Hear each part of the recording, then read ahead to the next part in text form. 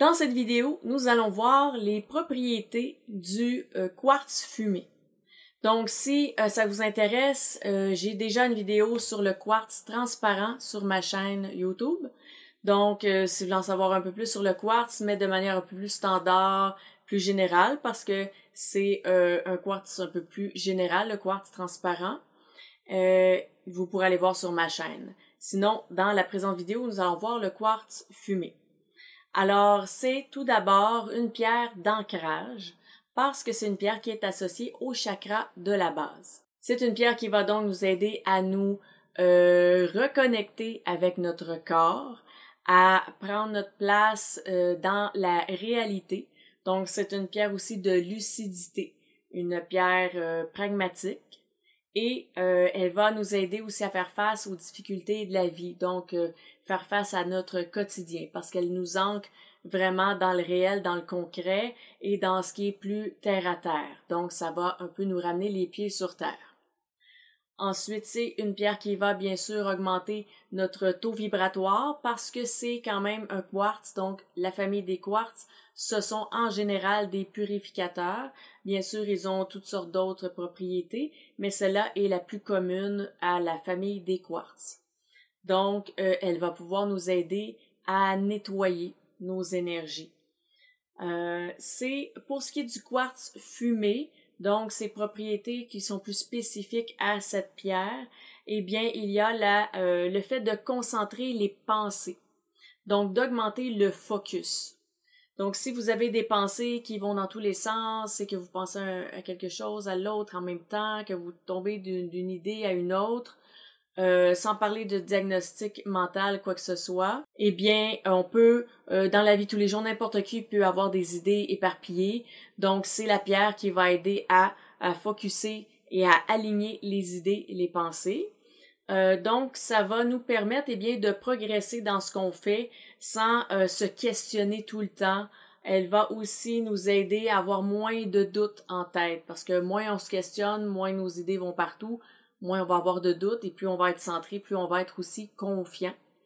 Parce que justement, c'est une pierre qui apporte le calme et la concentration. Donc, ça peut donner un sentiment d'être un peu plus solide dans ce qu'on fait et ça peut aussi finalement nous donner un peu plus de confiance en soi parce qu'on est plus recentré, on sait ce qu'on fait, on sait où on va, on a un objectif et un seul et toutes nos pensées sont alignées vers le même objectif. Donc, ça nous donne plus confiance parce qu'on n'est pas dans le doute, on n'est pas dans le questionnement et on n'est pas en train de penser à plein d'autres choses qui n'ont pas nécessairement un bon impact sur ce qu'on veut faire. Donc, elle va nous permettre aussi de faire une tâche à la fois. Donc, si on a besoin vraiment de se concentrer sur un projet étape par étape, eh bien, c'est la pierre qui va nous aider à ne pas aller trop voir ce qui s'en vient ou à trop penser à ce qu'on avait fait avant. Bien sûr, ça peut être bon dans un projet de penser à ce qui s'en vient, mais parfois c'est nuisible. Donc là, la pierre va nous aider à doser et à nous aider à rester le plus possible dans le moment présent. L'autre aspect très intéressant pour cette pierre, c'est qu'elle va calmer les émotions qui sont trop fortes.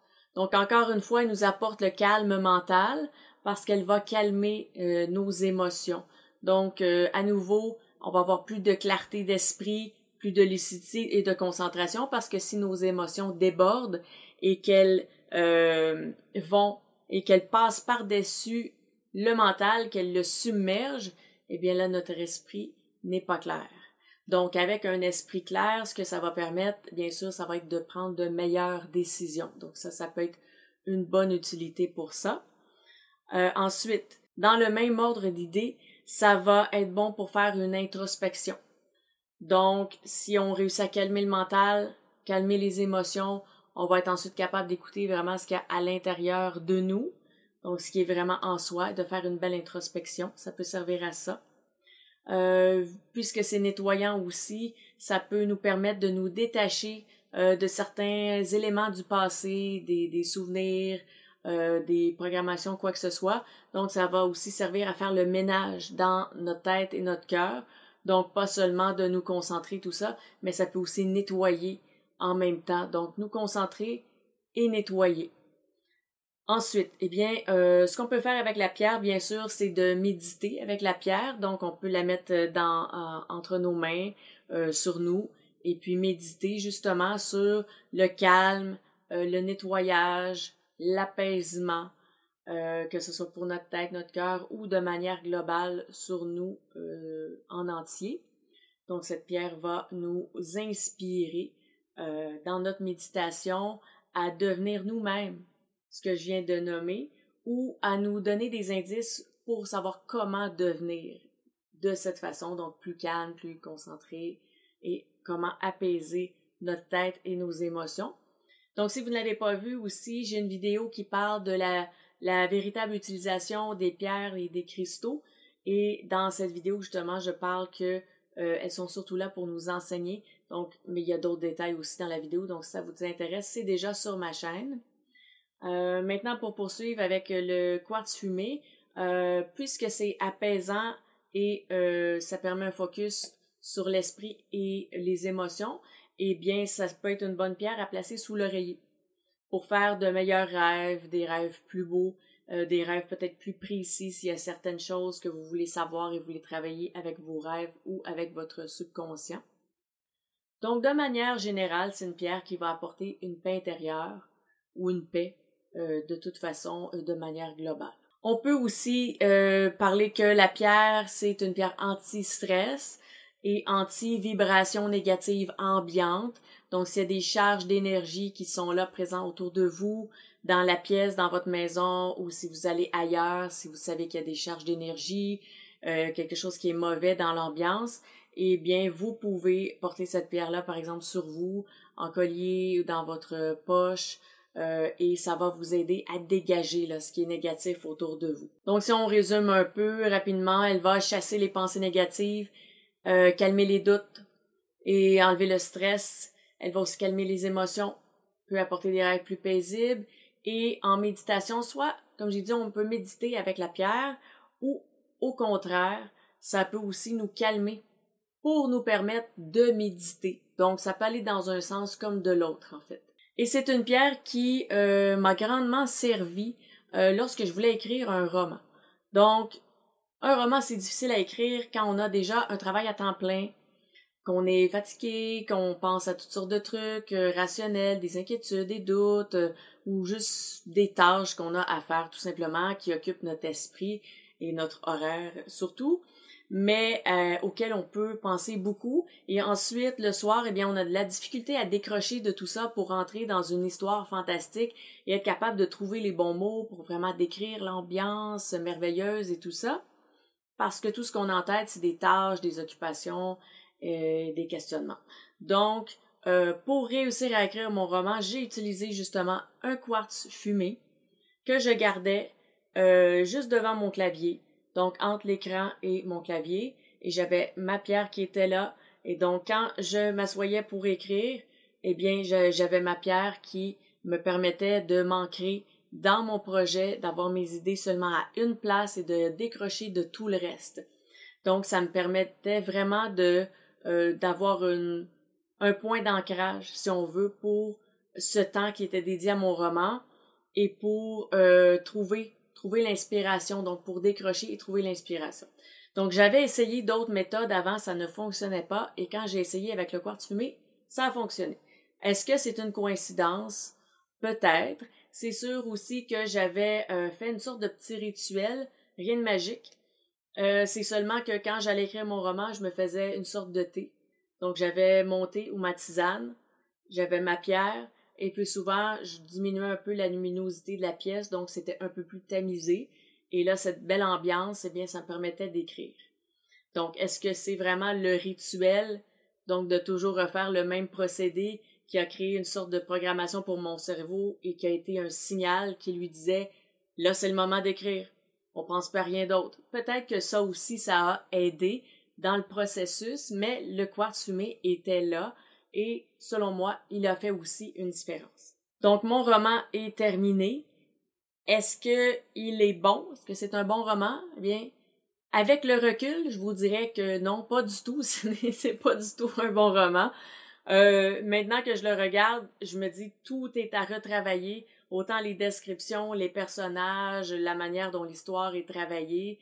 À l'époque, dans ma vision de l'époque, c'était un chef-d'œuvre incroyable, c'était quelque chose d'extraordinaire. Mais aujourd'hui, après avoir publié bien 10 livres avec un éditeur et en auto-édition, j'ai un tout autre regard parce que j'ai beaucoup appris dans le processus de l'édition et aussi en travaillant avec des réviseurs professionnels. Donc, maintenant, ma vision, c'est que ce roman n'est pas bon du tout. Il est complètement retravaillé d'un bout à l'autre. Mais j'avais réussi à terminer ce projet. Parce que ce qui était important pour moi à l'époque, c'était de terminer et ensuite de pouvoir envoyer à un éditeur. Donc, c'est ça que j'ai fait. J'ai eu un refus, bien sûr, et je le comprends très bien maintenant. Sur le coup, ça fait très mal, mais maintenant, je comprends exactement pourquoi l'éditeur m'a refusé. Il a été très poli, d'ailleurs. Donc ça, c'est très bien. Mais tout ça, cette petite anecdote pour vous dire que le quartz fumé peut vous aider à focusser et à faire vos projets, à accomplir vos choses, à être que sur une tâche, mais ça ne va pas dire que la tâche va être extraordinaire pour cette raison. Et parfois, certaines personnes me disent qu'ils canalisent l'inspiration. Parfois, dans certains cas, ça ne veut pas dire non plus que l'œuvre, le roman ou n'importe quoi va être extraordinaire non plus. Mais ce que le quartz fumé fait, c'est que ça vous permet de vous concentrer et d'accomplir ce que vous avez à accomplir. Voilà. Donc, si vous avez un quartz qui est en forme de pointe, alors vous pouvez, si vous voulez vous purifier, vous nettoyer, faire un soin énergétique de nettoyage, vous pourrez placer la pointe vers l'extérieur de vous. Donc, si vous la mettez, vous en mettez autour de vous, toutes les pointes vont pointer vers l'extérieur pour enlever le mauvais, le purifier, le sortir, l'extraire de vous, finalement. Alors, ce qu'on retient comme mot-clé, alors ce sera purification, bien sûr parce que c'est un quartz, mais le quartz fumé, eh bien, on ira avec calme, recentrage et ancrage et concentration. Donc, ce seraient les 4 mots-clés à retenir.